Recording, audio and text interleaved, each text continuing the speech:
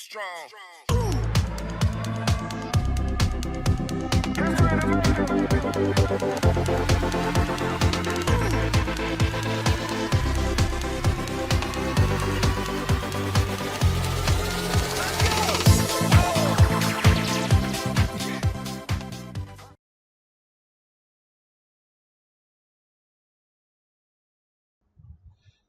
Greetings again from me, Peter Okebukola, and welcome to another lesson. That's lesson number 3 in our Quality Assurance Made Easy series.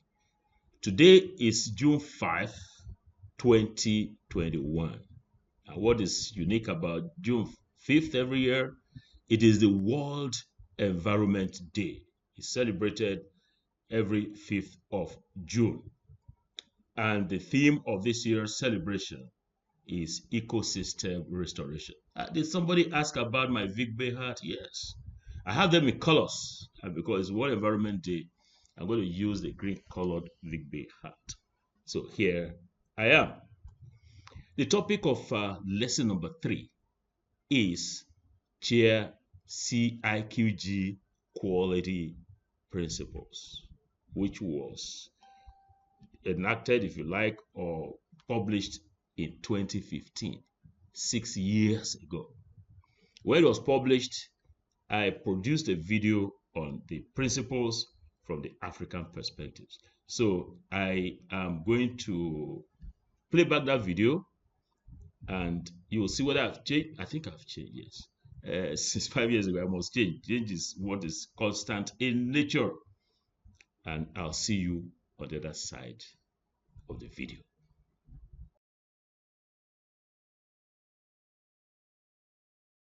So welcome to another of our Guni Africa in Higher Education series. This episode is about the CHEA International Quality Group Quality Principles. CHEA is Council for Higher Education Accreditation, and it has the International Quality Group, CIQG. We will mean CIQG has developed through a bottom-up approach a set of quality principles, 7 of them, addressing stakeholders in higher education and other issues. We shall be looking at perspectives from Africa, from different stakeholders on the 7 quality principles. We are sure you are going to benefit one thing or the other from this episode. Enjoy. Let us begin with 3 opening questions. Question number 1, what is CIQG? CIQG is expanded to CHEA International Quality Group. CHEA is Council for Higher Education Accreditation. So CIQG is a forum where colleges, universities, accrediting and quality assurance agencies address issues and challenges that relate to quality and quality assurance in an international setting. Now, the group that advises CIQG, that's the CHEA International Quality Group Advisory Council. These are the people, the members from all over the world, all regions of the world are represented. The inaugural chair of the council is Sir John Daniel. And of course, you have the president of CHEA herself, Judith Eaton, here. And this is Tamenka Uvali-Strumbich, the chair, the senior advisor on international affairs of CHEA. Now, Africa is, of course, represented here. And there's China, Egypt, and everywhere else. And the current chair of the advisory council is Africa. Well, what do you mean Africa? I mean Peter Okebukola for this year. Second question. What is the purpose of the 7 quality principles? Well, it's only to serve as basis for discussions, deliberations about quality in higher education and to inform discussions at the country level, regional level, international level, and to involve audiences such as academics, higher education providers, professionals, students, employers, everybody. Question number 3, that's the heart of the matter. Now, what are the 7 quality principles? I'm going to give you this answer, but it's going to wait for 1 or 2 more minutes. In developing the quality principles, it went through, as we said in the introduction, through a bottom-up approach. Very many people were consulted. The initial principles were shared across the world, added, deleted, and so on. And on the 3rd of August 2015, there was a webinar of on the principles. It was attended by large number of persons, stakeholders in higher education from all over the world. We had a question and answer session where the leader of the team, Judith Eaton, with others, Stamenka Valistromich, Sergio Daniel, and I, answered some questions posed to us from the community of scholars and practitioners. And this is the website of the group. So we is Gwini Africa, conducted Africa-wide survey of stakeholders in higher education on the 7 quality principles. So now let's go on to the principle. Principle number 1 relates to quality and higher education providers. Assuring and achieving quality in higher education is the primary responsibility of higher education providers and their staff. So, what did the higher education stakeholders in Africa give as their perspectives to this quality principle? I am Folusho Akishola. First, I'd like to congratulate CIQG for the development of the 7 quality principles, which I agree with. I'd like to make a few comments on principle number 1, which is quality and higher education providers. The question is, how can these principles be applied? As an international higher education provider myself, I believe these principles can be applied by providing quality human and material resources. Human resources in terms of teachers and managers. Material resources by ensuring that good laboratories, classrooms, and teaching learning resources are provided in the right proportion. And also that quality students are recruited into the program. Of course, there is the issue of the policy. There must be policies in place to drive the system. And if all these are applied and ensure that the policies are monitored, there must be proper monitoring of all the resources that have been put in place. If all these are properly monitored, the higher education program can be properly assured. Once again, congratulations to CIQG, and I wish you success. Thank you. Yes, my name is Ossi Lindqvist. I'm the former chairman of the Finnish Higher Education Evaluation Council, and we actually built the Finnish system at that time, after the year 2000. And I've been working a lot in Africa, in African context, in research, and meeting African colleagues and universities in many parts of Africa. So what's the role of the providers in terms of quality of higher education?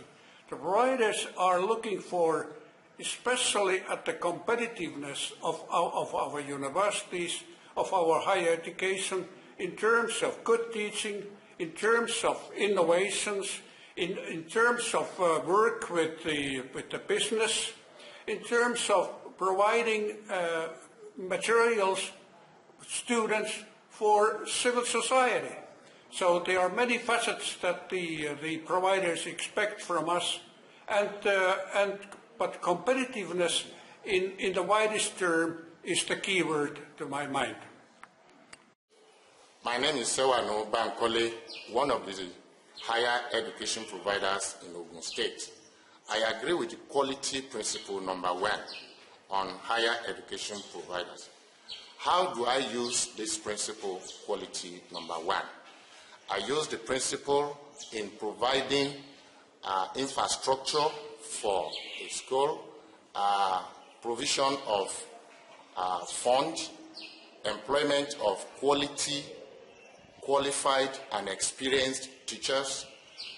Infrastructure is also provided, and I make sure there is a good environment for the students. Yes, that does it for quality principle number 1. Now let's move on now to quality principle number 2, which relates to students, quality and students. The education provided to students must always be of high quality, whatever the learning outcomes pursued. So African students, what do you say? My name is Fred, our Secretary General of the All African Students Union. So with regards to quality principle 2, which pertains to students, the All African Students Union endorses such. We think that to be able to achieve that, there is the need to involve students in all of the processes. For instance, in the establishment of minimum academic standards, we expect that students be involved so that we know what gets into it, so that we can also contribute towards achieving such. We also think that accreditation should not be devoid of students. Students must be involved in the accreditation processes to ensure that we make our input, and as such, we will be able to abide by every rule and regulation that has to do with the accreditation standards. I also think that to have real quality, students should be given the opportunity to evaluate their lecturers at intervals. This, we believe, would make lecturers lecture better and then input better towards making us good graduates for Africa and the world at large. Thank you. I'm Olatunji Oluwakemi Folashade, a student of Lagos State University in Nigeria. I agree with quality principle number 2, which is quality and student. How does the student use this principle? The student can use this principle in the following ways. 1, students should be ready and willing to learn on themselves. 2, students should be able to ask for necessary assistance where necessary. And 3, students should avoid any form of examination malpractices like cheating and plagiarism, like copying in the examination and asking questions in the examination hall. So thank you, dear students. Now, quality principle number 3. It has to do with society, quality and society. The quality of higher education provision is judged by how well it meets the needs of society, engenders public confidence, and sustains public trust. What does our survey show? My name is Crispus Kiamba. From Kenya. I have been the Vice Chancellor of the University of Nairobi.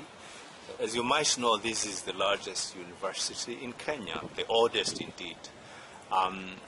Before being Vice Chancellor, I played many roles, among which was the Deputy Vice Chancellor for a period of 5 years.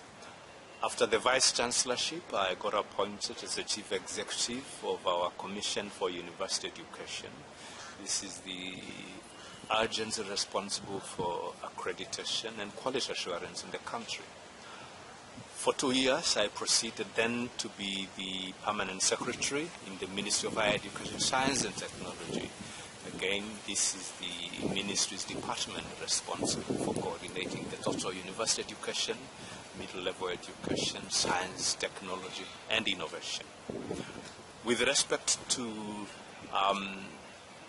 the quality of education, with special reference to quality number 3, I agree with that particular quality.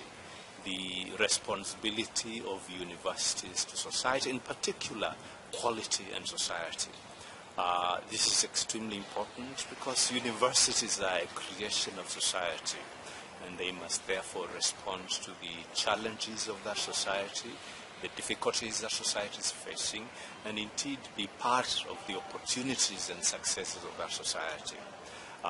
It must gain the trust of the society, a university system, and therefore it's extremely important that that becomes a key quality issue responding to societal needs, wherever the society is. In the case of Kenya, we were very sure that we had to respond to the critical issues that the society faced in Kenya, and doubtlessly we had to do a lot as the Vice Chancellor in managing and providing the necessary leadership in this institution to ensure we respond to what challenges Kenyan society faced. But effectively, you are not only dealing with the country challenges. When you respond to challenges of one country, you are responding to global challenges. And I'm very pleased we did quite a lot. And I'm very happy to remember some particular elements of that challenge. Difficult, albeit it was, but we did rise to the occasion to ensure that the university provided the necessary leadership in providing sufficient, or at least we hoped, human resources that were qualified to participate in the development of Kenya, indeed the human society generally. My name is Grace Oshun. I agree with quality principle number 3, which is on quality and society. How does society use this principle?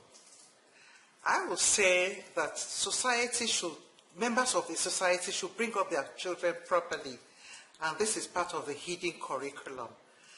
They can also contribute by endowing universities with professorial seats or giving prizes to students who have performed excellently. Now to quality principle number 4, quality and government. Governments must have a role in encouraging and supporting quality higher education. So, what are governments in Africa doing? What are the perspectives of African scholars, stakeholders in higher education on this quality principle? I am Professor Dixon Mwabanda from the University of Malawi. With regard to policy number 4 on the role of governments on the universities or higher education, I would like to agree that governments have a key role to play in ensuring that quality higher education is provided to its citizens. I want to say this because we have seen of late that in the case of Malawi, the President has on several occasions stated that higher education is key to the development of the nation, and as a result, he has also indicated that resources, financial resources, will be made available to higher institutions, and to expand access, he has allowed the widening of higher education through other modes like e-learning or DL to be explored fully. Another area that the President has mentioned on several occasions is research and innovations. And indeed, we are looking forward to the time when they'll put resources into this. My name is Tapio Varis. I'm a university professor emeritus in Finland, University of Tampere. I have been working with African colleagues several times in South Africa, once in Nigeria, and also in Ivory Coast and in Kenya. My opinion of the government role in university and higher education is quality assurance is that governments should emphasize the autonomy of universities and intellectuals, because the better results in education and research we get when we trust the university professors and we create a mutual respect and create a common view of how to improve our societies and guarantee peaceful, productive society. My name is Akim Akintoye. I agree with quality principle number 4, which is on government, quality and government. How can government use this principle to better the education system? My suggestions are that government can provide and make sure that it plans our education system very well.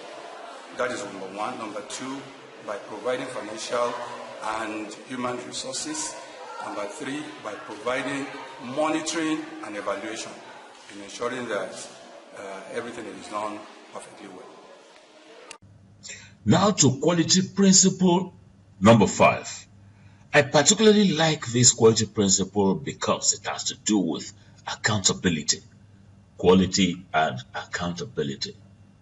And it goes like this. It is the responsibility of higher education providers and quality assurance and accreditation bodies to sustain a strong commitment to accountability and provide regular evidence of quality. What are the perspectives on this quality principle from Africa? My name is Professor Tony Bwete, the former Vice Chancellor of the Open University of Tanzania. On the quality principle number 5, I do appreciate the importance of the role of the providers as well as regulators in ensuring quality. However, I think in this particular element, the aspect of accountability is such a broad-based element that it requires that the owner of the university, in here I'm looking at the owner, if it's a government or it is a private entity or indeed a religious-based organization or an entity, they have a role to play because no matter how many good plans you may put down, regarding the accountability, if the owner is not ready to invest sufficient funds in making sure that quality element number 5 is realized, you as a provider, you will be doomed to failing to meet the requirements that the accrediting entity would require. And in any case, the issue of accountability is not determined by the provider alone. If the provider does not seem to worry about it, the general society that actually brings the students will actually, call upon either the regulatory organ or the government or the providers, maybe the council and other bodies, to actually ensure that this is observed by the providers. I'm on quality principle number 5, which is on quality and accountability. For higher education provider, all funds allocated for the sector should be used accordingly and prudently.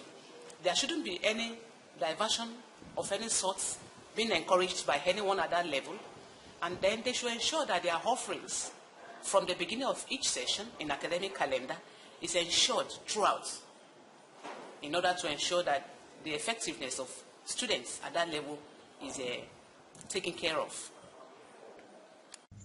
Quality principle number 6, here we come. I particularly like this one also. By the way, I like all of them. But the reason why I like this is because I've worked in the quality assurance and accreditation agency, and I've been doing quite some work in this area over the last several years. So it's quality and the role of quality assurance and accreditation bodies. It goes like this. Quality assurance and accreditation bodies working with higher education providers and their leadership, staff and students are responsible for the implementation of processes, tools, benchmarks, and measures of learning outcomes that help to create a shared understanding of quality. Now, what are the views of African stakeholders on this quality principle? My name is Professor Tunde Olabi. I'm the President, Head of Department of Science and Technology Education. I want to speak on policy principle number 6, which is on quality assurance and accreditation. Yes, how do this body utilize this principle? First, I want to say here that there is need to produce a document on information with regards to the minimum requirements or benchmark. And secondly, it must also ensure strict compliance with this information benchmark. Then thirdly, there is need to provide high-profile academics who will ensure compliance or who will be involved in the accreditation process. Other than that, of because the process of accreditation, the information or the products of accreditation should be well communicated in form of feedback to the various institutions. I may also want to add that accreditation should be done per courses or program, holistically across institutions, instead of going to an institution and just taking all courses together. Thank you. My name is Kosam Joseph. I'm in charge of quality assurance and the qualification framework of the Inter-University Council for East Africa. And regarding to principle number 6, I do fully agree the role of quality assurance, quality agencies and accreditation agencies. And that is what we in East Africa was the first step in bringing in the common understanding of quality in the region, where we had a dialogue involving all the key stakeholders ranging from policy and decision makers, permanent secretaries, ministers for education, university professors, leaders of universities, students, the labor market, and other government agencies, so that at least we have a common understanding on the concept of philosophy of quality and the relevance of education in general. But what I would want to add here, if you look at the purpose of these principles, is an issue of qualifications. I think when we are dealing now with principle number 6, since we are talking about accreditation agencies, it's important that the issue of qualifications also should be included in this principle number 6. Last, and definitely not the least, is quality principle number 7, quality and change. Quality higher education needs to be flexible, creative and innovative, developing and evolving to meet students' needs, to justify the confidence of society, and to maintain diversity. So we conclude our survey of African scholars with this principle. And what are the views? My name is Tarirai Mavengere from Southern African Regional University Association, Sarua. I agree with quality principle number 7, which is on quality and change. And as an organization, Sarua also believes in quality higher education, which needs to be flexible, creative and innovative, and also to develop and evolve to be developed and to meet students' needs, to justify the confidence of society and maintain diversity. So we see that if this principle is met, then students will enjoy a good education. Oh my. Quite interesting. 5 years ago. I hope you have picked a thing or two from these 7 quality principles. And that brings us to the end of our lesson number 3. See you lesson number 4. Until then, bye-bye.